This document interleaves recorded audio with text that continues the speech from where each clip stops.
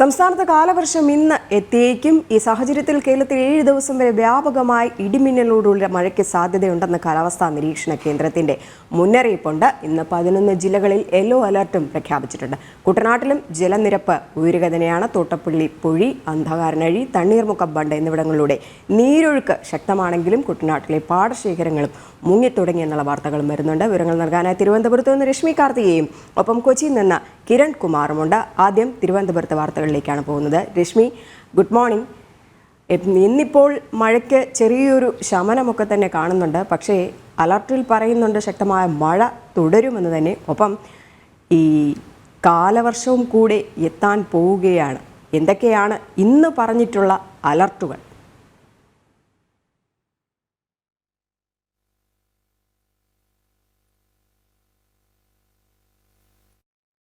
മുന്നറിയിപ്പിന് 11 ജില്ലകളിലാണ് യെല്ലോ ജാഗ്രതാ നിർദ്ദേശം നൽകിയിരിക്കുന്നത്. തിരുവനന്തപുരം മുതൽ കോഴിക്കോട് വരെയുള്ള ജില്ലകൾക്കാണ് യെല്ലോ അലർട്ട് നൽകിയിരിക്കുന്നത്. വരുന്ന 7 ദിവസം സംസ്ഥാനത്ത് ഇടിമിന്നലോട് കൂടിയ മഴയ്ക്കാണ് സാധ്യത. കാലവർഷം ഇന്ന് എത്തിയേക്കും എന്നുകൂടി കാലാവസ്ഥാ നിരീക്ഷണ കേന്ദ്രം അറിയിച്ചിട്ടുണ്ട്. ഇന്നലെ രാത്രി മുതൽ മഴയ്ക്കൊരു നേരിയ ശമനം തിരുവനന്തപുരത്ത് ഉണ്ട്. ഇപ്പോഴൊക്കെ മഴയൊന്ന് മാറി നിൽക്കുന്ന ഒരു സാഹചര്യമുണ്ട്. പക്ഷേ വരും മണിക്കൂറുകളിൽ മഴ സജീവമാകുമെന്നുള്ളതാണ് ഈ മുന്നറിയിപ്പിൽ പറയുന്നത്. കാലവർഷം എത്താനുള്ളൊരു സാധ്യതയാണ് പ്രവചിക്കപ്പെട്ടിരിക്കുന്നത്. തിരുവനന്തപുരത്ത് ഈ വെള്ളക്കെട്ട് വലിയൊരു പ്രശ്നമായി തുടരുന്നുണ്ട്. പക്ഷേ ഇപ്പോൾ ഈ നഗരത്തിലെ ചിലയിടങ്ങളിലെങ്കിലും വെള്ളം കുറച്ചായി വലിഞ്ഞിട്ടുണ്ട്. ഇനി മഴ പെയ്യുകയാണെങ്കിൽ പക്ഷേ പഴയതുപോലെ തന്നെ വീണ്ടും വെള്ളക്കെട്ട് രൂപപ്പെടാനുള്ളൊരു സാധ്യതയുണ്ട്. പലയിടങ്ങളിൽ നിന്ന് ഈ മാലിന്യങ്ങളൊക്കെ കുമിഞ്ഞു കൂടി കിടക്കുന്നത് വലിയൊരു പ്രതിസന്ധി തന്നെയാണ്. ഇത് വലിയ രീതിയിൽ പകർച്ചവ്യാധി വ്യാപനത്തിനുൾപ്പെടെ കാരണമാകുമെന്നുള്ളൊരു മുന്നറിയിപ്പാണ് ആരോഗ്യ വകുപ്പ് ഉൾപ്പെടെ നൽകുന്നത്. ഡെങ്കിപ്പനി ഉൾപ്പെടെ സംസ്ഥാനത്ത് അതിരൂക്ഷമായി തുടരുന്ന ഒരു സാഹചര്യമുണ്ട്. കഴിഞ്ഞ ദിവസം തന്നെ 100 പേരാണ്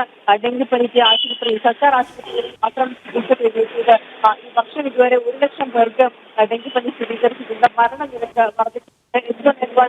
പോലുള്ള മറ്റു രോഗങ്ങൾ, മഞ്ഞപ്പിത്തം, പകർച്ചപ്പനി ഉൾപ്പെടെയുള്ള രോഗങ്ങളും വ്യാപകമായി റിപ്പോർട്ട് ചെയ്യുന്നുണ്ട്. അതൊക്കെ തന്നെ പൊതുവെ നശീകരണ പ്രവർത്തനങ്ങൾക്ക് നടത്താതിരിക്കുന്നതാണ് ഇത്തരത്തിൽ പകർച്ചവ്യാധികൾ വ്യാപിക്കുന്നതിന് കാരണമായത്. എന്തായാലും ഇനിയിപ്പോൾ മഴ കാലവർഷം എത്തുകയാണ്. അതുകൊണ്ട് തന്നെ കാലവർഷം എത്തുന്നതോടുകൂടി തന്നെ ശരിയാണ് രശ്മി. കാരണം ഇപ്പോൾ ഈ വേനൽ മഴ എന്ന് പറയുന്നത് എത്തിയപ്പോൾ തന്നെ തിരുവനന്തപുരം ഒരു കുളമാകുന്ന ഒരവസ്ഥയാണ് കാണാൻ കഴിഞ്ഞത്.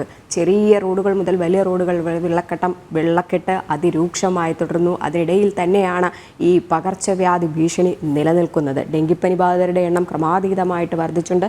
മറ്റ് പനിബാധിതരുടെ എണ്ണത്തിലും വർധനവുണ്ട്. ഇതൊക്കെ തന്നെ ഈ മുൻകൂട്ടിയുള്ള ഈ മാലിന്യ ശുചീകരണ പ്രവർത്തനങ്ങളൊന്നും തന്നെ കാര്യക്ഷമമായിട്ട് നടത്താത്തതാണ് എന്നുള്ളൊരു കാര്യം ഉറപ്പ് തന്നെയാണ്. സർക്കാരിനെതിരെ തന്നെ ഇപ്പോൾ നിരവധി പേർ നമ്മൾ പ്രതികരണങ്ങൾ തേടുമ്പോൾ തന്നെ അവർ തന്നെ പറയുന്നുണ്ട് ഇതൊക്കെ തന്നെ മുൻകൂട്ടി ചെയ്യേണ്ടതായിരുന്നു, ഇതിപ്പോൾ ചെയ്യേണ്ട ആവശ്യമില്ല. ഇന്നലെ ചാക്കയിൽ നിന്ന് നമ്മൾ കണ്ടതാണ് ഈ മഴ ഇങ്ങനെ പെയ്തുകൊണ്ടിരിക്കുന്ന ആ ഒരു സമയത്ത്, അല്ലെങ്കിൽ മഴ തോർന്നു കഴിഞ്ഞിരുന്ന ആ ഒരു സമയത്താണ് കോർപ്പറേഷൻ ജീവനക്കാരടക്കം വന്ന് ഈ വെള്ളം ഇങ്ങനെ ഒഴുകിപ്പോകുന്നതിന് വേണ്ടിയിട്ടുള്ള പ്രവർത്തനങ്ങളടക്കം നടക്കുന്നത്. ഇതിപ്പോഴാണോ ചെയ്യേണ്ടത്? ഇന്നലെ ഹൈക്കോടതി പറഞ്ഞ ഒരു കാര്യം കൂടെ നമുക്കിവിടെ എടുത്തു പറയേണ്ടതുണ്ട്. കാരണം മഴ ഉച്ചയിൽ നിൽക്കുന്ന സമയത്താണോ ഈ പ്രവർത്തനങ്ങളൊക്കെ തന്നെ, അല്ലെങ്കിൽ ഈ ശുചീകരണ പ്രവർത്തനങ്ങളൊക്കെ തന്നെ ചെയ്യേണ്ടതെന്ന്?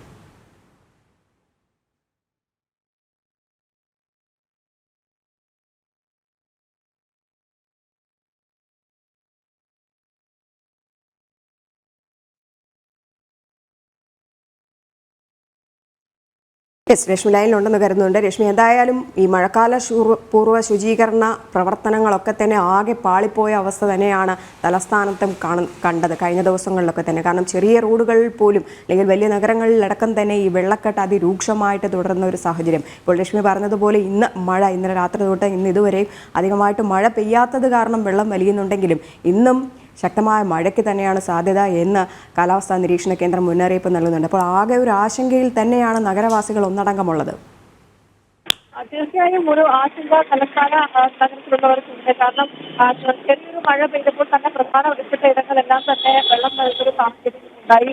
ഈ മലയോര മേഖലകളിൽ മഴ ശക്തമാകുമ്പോൾ ആ വെള്ളം താഴ്ന്ന പ്രദേശങ്ങളിലേക്ക് ഇറങ്ങുന്നുണ്ട്. കരമന, ചില്ലിയാർ ഉൾപ്പെടെ കരകവിഞ്ഞ് പ്രദേശങ്ങളെല്ലാം വെള്ളം, വണ്ടുകൾ മുഖ്യ ഈ ജഗതി മേഖലകളിലൊക്കെ തന്നെ വെള്ളം കയറുന്നൊരു സാഹചര്യമൊക്കെ ഉണ്ടായിരുന്നു. പക്ഷേ ഏറ്റവും വലിയൊരു പ്രശ്നം ഈ കൃത്യമായിട്ടുള്ളൊരു മുന്നറിയിപ്പൊക്കെ അധികൃതരുടെ ഭാഗത്ത് ഗുരുതരമായിട്ടുള്ള അനാസ്ഥ ഉണ്ടാകുന്നുണ്ട്. ജില്ലാ ഭരണകൂടമോ നഗരസഭയോ കൃത്യമായിട്ടുള്ള മുന്നറിയിപ്പ് പൊതുജനങ്ങൾക്ക് നൽകുന്നില്ല. മാത്രമല്ല ഈ ക്യാമ്പുകൾ ഉൾപ്പെടെ ആരംഭിച്ചിട്ടില്ല. നാമമാത്രമായിട്ടുള്ള ക്യാമ്പുകൾ മാത്രമാണ് തിരുവനന്തപുരത്ത് ഉള്ളത്. ആളുകൾക്ക് സ്വന്തം സുരക്ഷ തേടി സ്വന്തം നിലയിൽ മാറി താമസിക്കുന്നതാണ് നമുക്ക് പലയിടങ്ങളിലും കാണാൻ കഴിയുന്നത്. അതൊക്കെ തന്നെ ഗുരുതരമായിട്ടുള്ള വീഴ്ചയാണ്. അതിന് ഞാൻ നേരത്തെ സൂചിപ്പിച്ചതുപോലെ തന്നെ പകർച്ചവ്യാധി വ്യാപനം, ഈ മാലിന്യം നീക്കം ചെയ്യാത്തതൊക്കെ തന്നെ വലിയ രീതിയിൽ പ്രതിസന്ധി സൃഷ്ടിച്ചു എന്നുള്ളതാണ് അറിയാൻ കഴിയുന്നത്. ഈ മഴക്കാല പൂർവ്വശുചീകരണ പ്രവർത്തനങ്ങളൊന്നും തന്നെ സംസ്ഥാനത്ത് നടത്തിയിട്ടില്ല. ഈ ഓടകൾ വൃത്തിയാക്കിയിട്ടില്ല, കനാലുകൾ വൃത്തിയാക്കിയിട്ടില്ല, അത്തരത്തിലുള്ള പ്രവർത്തനങ്ങളൊന്നും തന്നെ നടത്തിയിട്ടില്ല. തദ്ദേശ വകുപ്പിലെ ഉദ്യോഗസ്ഥർ തന്നെ പറയുന്ന ഒരു കാര്യം, അവർക്ക് ഇത്തരത്തിൽ മഴക്കാല പൂർവ്വ ശുചീകരണ പ്രവർത്തനങ്ങൾ നടത്തുന്നതിന് ആവശ്യമായിട്ടുള്ള ഫണ്ട് അനുവദിച്ചിട്ടില്ല എന്നുള്ളതാണ്. പലതവണ ആവശ്യപ്പെട്ടിട്ടും സർക്കാർ തുക അനുവദിക്കാത്തൊരു സാഹചര്യം. നമ്മൾ ഈ കൊതുക് നശീകരണത്തിന് ഉപയോഗിക്കുന്ന ആ ഉപകരണം പോലും അത് പലയിടങ്ങളിലും കേടായി കിടക്കുന്ന ഒരു സാഹചര്യമുണ്ട്. അതൊന്ന് മാറ്റി നൽകാനോ അല്ലെങ്കിൽ അതിന്റെ കേടുപാടുകൾ പരിഹരിക്കാനോ പോലും അധികൃതർ സർക്കാർ വർഗങ്ങൾ തയ്യാറായിട്ടില്ല. ഇതൊക്കെ തന്നെ കൊതുക് നശീകരണ പ്രവർത്തനങ്ങൾ നടത്താതിരിക്കുകയും മഴക്കാല പൂർവ്വ ശുചീകരണ പ്രവർത്തനങ്ങൾ നടത്താതിരിക്കും കാരണമായി തദ്ദേശ വകുപ്പ് നിലവിൽ അറിയിച്ചിരിക്കുന്ന ഒരു കാര്യം, ഓടകളിൽ നിന്നും ഈ മാലിന്യം മാറ്റുന്നതിന് വേണ്ടി ഒരു പുതിയ മെഷീൻ കൊണ്ടുവരും എന്നുള്ളതാണ്. പക്ഷേ ഈ മഴക്കാലത്തിന് മുൻപാണ് ഇത്തരത്തിൽ എന്ത് പ്രവർത്തനങ്ങളാണെങ്കിലും ചെയ്യേണ്ടത്. മഴ ആരംഭിച്ചതിന് ശേഷം അത് ചെയ്തതുകൊണ്ട് യാതൊരു പ്രയോജനവുമില്ല. ഏതായാലും ഇതിനോടകം തന്നെ ഇത്തരത്തിലുള്ള ഒരു സാഹചര്യം കൊണ്ടാണ് ഈ ഡെങ്കിപ്പനി, കൊതുക് നശീകരണ പ്രവർത്തനങ്ങൾ നടത്താത്തതുകൊണ്ടാണ് വ്യാപകമായി ഇത്തരത്തിൽ ഡെങ്കിപ്പനി സംസ്ഥാനത്ത് റിപ്പോർട്ട് ചെയ്യുന്നതും മരണനിരക്ക് വർദ്ധിക്കുന്നു എന്നുള്ളതും വലിയൊരു ആശങ്കയാണ്. അത് നേരത്തെ പ്രതിദിനം 100 പേർക്ക് ഡെങ്കിപ്പനി സ്ഥിരീകരിച്ചു എന്നുള്ളതും സർക്കാർ ആശുപത്രികളിലെ മാത്രം കണക്കാണ്. സ്വകാര്യ ആശുപത്രികളുടെ കണക്ക് മാത്രമല്ല പ്രതിദിനം 10,000-ഓളം പകർച്ചപ്പനി ബാധിച്ച് സർക്കാർ ആശുപത്രികളിൽ ചികിത്സ തേടി എത്തുന്ന സാഹചര്യമുണ്ട്. ഈ മഴക്കാലത്ത് പകർച്ചവ്യാധി വ്യാപിക്കുമെന്നുള്ളത് കൊണ്ട് തന്നെ നേരത്തെ ആശുപത്രികളിലും ആ ഒരു മുന്നൊരുക്കങ്ങൾ സ്വീകരിക്കേണ്ടതുണ്ട്. ICU, വെന്റിലേറ്റർ, കിടക്കുകൾ, ആരോഗ്യ പ്രവർത്തകരുടെ എണ്ണം ഇതൊക്കെ തന്നെ ശ്രദ്ധിക്കേണ്ടതുണ്ട്. പക്ഷേ അക്കാര്യത്തിലുള്ള യാതൊരു മുന്നൊരുക്കങ്ങളും സംസ്ഥാനത്ത് ആരോഗ്യവകുപ്പ് ഉൾപ്പെടെ സ്വീകരിച്ചിട്ടില്ല എന്നുള്ളതാണ്. കാരണം ആശുപത്രികളിൽ ആവശ്യമായിട്ടുള്ള സംവിധാനം, മരുന്ന് ക്ഷാമം ഉൾപ്പെടെ രൂക്ഷമായി നിലനിൽക്കുന്നുണ്ട്. ഒന്നും തന്നെ പരിഹാരം കണ്ടിട്ടില്ല. കനത്ത വേനലിന് ശേഷം ഉണ്ടാകുന്ന മഴ അത്രത്തോളം ശക്തമാണ്.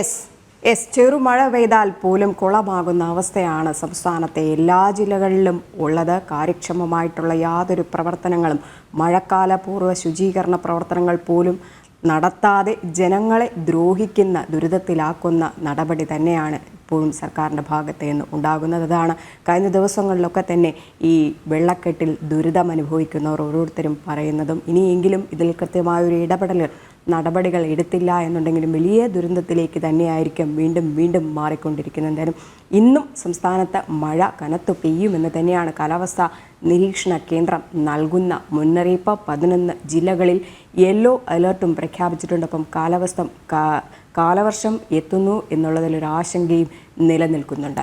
രശ്മി കാർത്തികയാണ് വിവരങ്ങൾ നൽകിയത്.